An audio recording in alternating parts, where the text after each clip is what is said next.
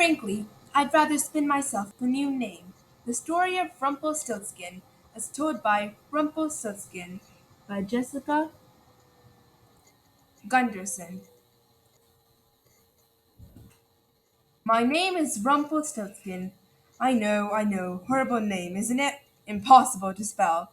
I'm not sure what my mother was thinking when she gave it to me. Thankfully, she always called me Al. So did everyone else. I thought I could keep my real name a secret forever. Boy, was I wrong. Let me start at the beginning. I'm a traveling gold spinner. I go door to door all around the kingdom and spin straw into gold. It's not hard, really. All it takes is a bit of science and a lot of practice. People pay me oodles of cash.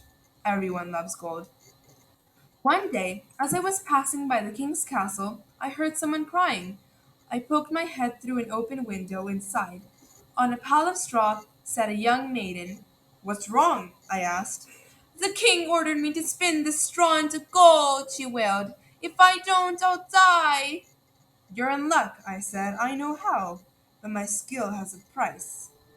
"I can pay you with my necklace," the maiden said. I would have rather accepted. I would have rather had cash, but I accepted.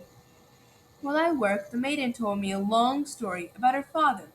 He was poor and wanted to look important, so he told the king his daughter could turn straw into gold. She can't.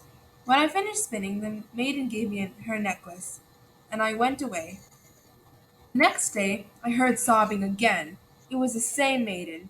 This time, however, she was in a much bigger straw-filled room.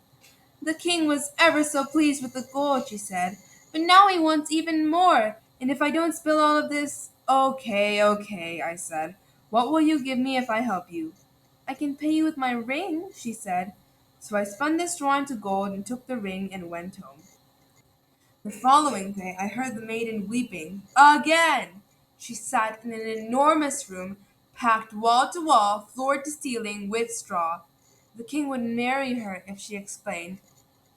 The king would marry her, she explained, if she spun all the straw into gold.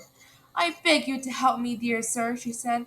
"I want to be queen, but I have nothing left to give you."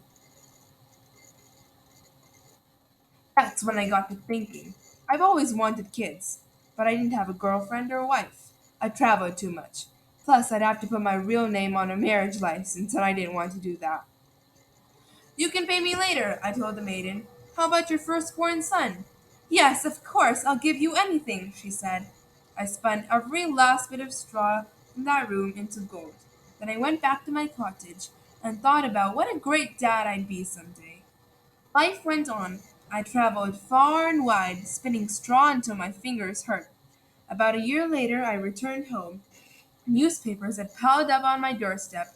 Right on top was a picture of the maiden, now the queen, holding a super cute baby.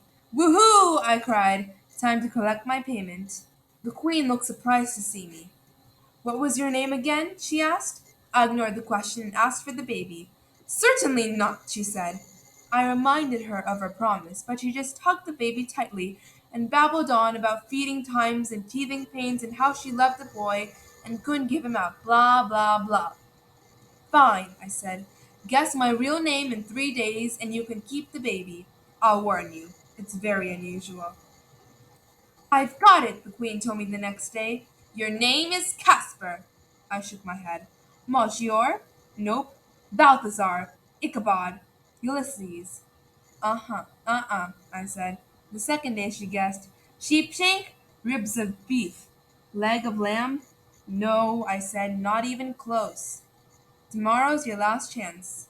We'll read the next bit tomorrow. In the next video. Hope you enjoy.